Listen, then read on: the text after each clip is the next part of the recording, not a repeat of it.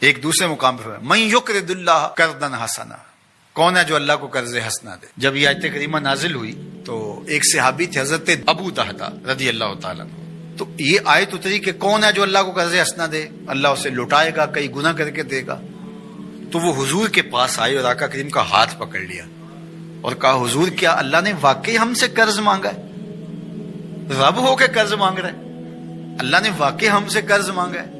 تو حضور نے فرمایا ہاں ابو دہدہ، اللہ نے واقعی ہم سے قرض مانگا ہے۔ تو حضور کا ہاتھ پکڑ لیا اور ساتھ ساتھ چلتے رہے، تو کھجوروں کے باغ کے کنارے حضور کو لے گئے اور 600 کھجوروں کا درخت تھا جہاں انہوں نے اس کو لگا کر کے پروان چڑھایا تھا۔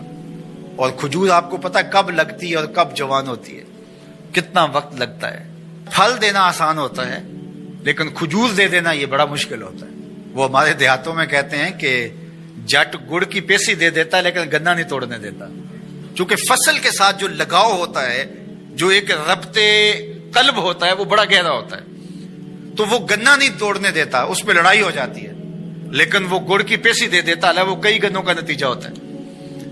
تو کھجوریں اور وہ بھی کئی سالوں میں پل کے جوان ہوئی، 600 کھجوروں کے درخت تھے اور پھر اس میں رہائش بھی ان کی تھی۔ تو اس کے کنارے کھڑے ہو کے پھر ایک بار دہراتے ہیں حضور کیا واقعی اللہ نے ہم سے قرض مانگا ہے؟ تو حضور نے فرمایا ہاں ابو دہدہ، اللہ نے واقعی ہم سے قرض مانگا ہے۔ تو کہا پھر سودے کے آپ گواہ ہو جائیں، یہ باغ میں نے اللہ کو قرضے میں دے دیا، یہ باغ میں نے اللہ کو قرضے میں دے دیا۔ اللہ اکبر۔ اب ان کی رہائش بھی وہاں تھی اور بچے بھی وہاں رہتے تھے، اب اندر نہیں جا رہے، باہر ہی کھڑے ہو کے بلند آواز سے پکار کرتے یا امت دہدہ اخرجی، اے دہدہ کی امی جلدی جلدی بچوں کو لے کے باہر آ جا، یہ باغ اب ہمارا نہیں رہا، ہم نے اللہ کو قرضے میں دے دیا۔ اب خاتون تو لڑنے لگ جائے کہ یہ اور کہیں انتظام نہیں کیا، یہ گھر بستا ہوا، یہ کھجوروں کا باغ لٹکتے ہوئے خوشے، یہ چھوڑ دیں، لیکن وہ بھی حضور کی درسگاہ کی پڑی ہوئی تھی۔ اللہ اکبر۔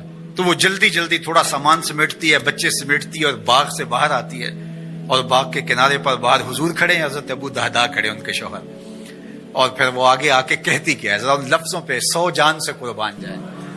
وہ کہتی ہے رابحہ بیعک یا ابا دہدہ، رابحہ بیعک یا ابا دہدہ، دہدہ کہ ابو تو نے بڑا ہی نفع والا سودا کیا ہے، تو نے بڑا ہی نفع والا سودا کیا۔ اللہ اکبر۔ یہ تھے حضور کی تربیت کا نور پانے والے لوگ۔ تو کہا ان تقرض اللہ قرضا حسنا، جو اللہ کو قرض حسنا دے، یضاعفہ لکم، اللہ اس کو بڑھا دیتا ہے، ویغفر لکم، اور تمہیں معاف بھی کر دیتا ہے، واللہ شکور حلیم، وہ شکر گزار بھی ہے اور حلیم بھی ہے۔ علماء نے لکھا حلیم کا معنی یہ ہے کہ تمہیں گناہ میں سزا دینے میں جلدی نہیں کرتا، حلم والا ہے۔ عالم الغیب والشہادہ، جو تم چھپ کے کرتے ہو، مخفی کرتے ہو، اسے بھی جانتا ہے، اور جو تم اعلانیہ کرتے ہو رب اس سے بھی باخبر ہے۔ العزیز الحکیم، غالب ہے، اس پر کوئی غالب نہیں ہے، وہ حکمت والا ہے، یہ اس کی عظمتیں ہیں۔ تو سورہ التغابن اپنے دامن میں وہ نور رکھتی ہے کہ اس کی تلاوت کرنے سے زندگی میں جمال اور زندگی میں نور نصیب ہوتا ہے۔ علماء نے لکھا ہے وہ بیماری، وہ مشکل، وہ پریشانی جس کے ظاہری اسباب منقطع ہو جائیں تو سورہ تغابن پڑھیں، اللہ تعالیٰ جل شانہ اپنا کرم فرما دے گا، اپنی رحمت نازل فرمائے گا۔ اللہ ہمیں سورہ تغابن کا نور نصیب۔ ان تقرض اللہ قرضا حسنا، اللہ کو قرض حسنا دو۔ کیسی بات ہے، خدا دے کے خود مانگ رہے، اللہ کے دیے ہوئے سے دینا نا، وَمِمَّا رَزَقْنَاهُمْ يُنْفِقُونَ، اللہ کے دیے ہوئے سے دیتے ہیں۔ ذرا دیکھیے اللہ اس پہ ثواب دیتا ہے، اللہ کے دیے ہوئے سے دے کے اللہ سے ثواب لیتے ہیں، اور اللہ فرماتا ہے میں لٹاؤں گا بھی اور دگنا کر کے لٹاؤں گا، جو تم میرے دیے ہوئے سے دو گے اس کو دگنا کر کے لٹاؤں گا اور تمہیں اجر بھی دوں گا۔ یہ کیا دل آویز کہانی ہے۔ وَيَغْفِرْ لَكُمْ، اور تمہیں بخش بھی دے گا۔ واللہ شکور حلیم، وہ شکر گزار بھی ہے اور علم والا بھی ہے۔ اللہ اکبر۔ اللہ خود دے کے خود کہتا ہے مجھے قرض دو۔ بابا بلے شاہ قصوری نے کہا تھا اٹ کھڑکے دکڑ بجے تتا ہوئے چلا، آن فقیر کھا کھا جامن راضی ہوئے بلا۔ تو آپ کے گھر میں جو کھانا پکتا ہے، ایک آدمی کا زیادہ کھانا پک جائے، کسی مفلوق الحال تک پہنچا دیں عزت نفس کے ساتھ، دعوت کی شکل کے اندر غربا کو اپنے گھروں میں دعوت دیں۔ آج کل یہ فیشن بن گیا عمرا کی دعوت کرنے کا، غربا کی بھی دعوت کریں، عزت سے بٹھائیں، اچھے دسترخوان پہ ان کو کھانا کھلائیں، ان کو تکریم دیں، ان کو عزت دیں۔ اپنے ارد گرد ماحول میں دیکھیں. میں نے یہاں بھی کہا ہوا ہے، پھر کہتا ہوں کہ ہماری ہمسائیگی میں، ہمارے قرب و جوار میں اگر کوئی ضرورت مند ہو تو مرکز اس کے لیے حاضر ہے. یہ اس کا اپنا گھر ہے. تینوں وقت کا کھانا دستیاب ہوگا. اور ہم بڑھ رہے ہیں اب اس کام کی طرف کہ ہم ملک کے طول و عرض کے اندر اور پوری دنیا کے اوپر انسانی فلاح کے لیے کام کے حجم کو بڑھائیں گے انشاءاللہ. پہلے بھی اللہ کی توفیق سے ہم مختلف جگہوں پہ روہنگیا میں کام کر رہے ہیں، کاک بازار میں کام کر رہے ہیں، اردن میں کام کر رہے ہیں، فلسطین میں کام کر رہے ہیں. اللہ نے ہمیں توفیق نصیب فرمائی. ہم گزشتہ 3-4 سالوں سے ارض شام میں، سیریا میں کام کر رہے ہیں.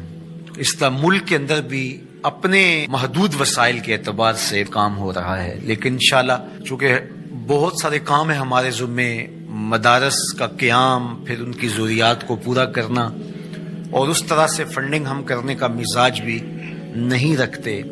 ہمارا خیال ہے کہ اس کو ایک اچھے ڈیسنٹ طریقے سے لوگوں کو ترغیب دے اور لوگ ہمارے ساتھ کھڑے ہوں. تو ہم انشاءاللہ اس حجم کو بڑھائیں گے اور اچھے انداز سے آگے بڑھیں گے. میں آپ کو بھی کہوں گا کہ صرف آپ اپنی گلی کو سنبھالیں، آپ اپنے محلے کو سنبھالیں. پورے ملک کو، پوری کائنات کو میں بلکہ کوئی تنظیم، کوئی حکومت بھی نہیں سنبھال سکتی. جب جذبہ احساس بیدار ہوگا، جو سب سے ضروری کام ہے جو ہم نے کرنا ہے، تو پھر خود بخود ہمارے علم میں نہیں ہوگا، وہ ہمارا تنظیمی سیٹ اپ نہیں ہوگا، وہ ہمارے نظم سے جڑی ہوئی چیز نہیں ہوگی، لیکن ہماری ترغیب سے تو یہ ہو. تو اس طرح لوگوں کے دکھ بانٹیں، لوگوں کے درد بانٹیں، سسکتی انسانیت کی مدد کریں. آپ کا رب آپ پہ بڑا راضی ہوگا. ادخال السرور فی قلب المومن عبادہ.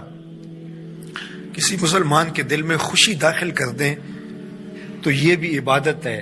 آپ نہیں جانتے آسمان سے کتنی رحمتیں تمہارے اوپر اترتی ہیں جب تم کسی کا دکھ بانٹ رہے ہوتے.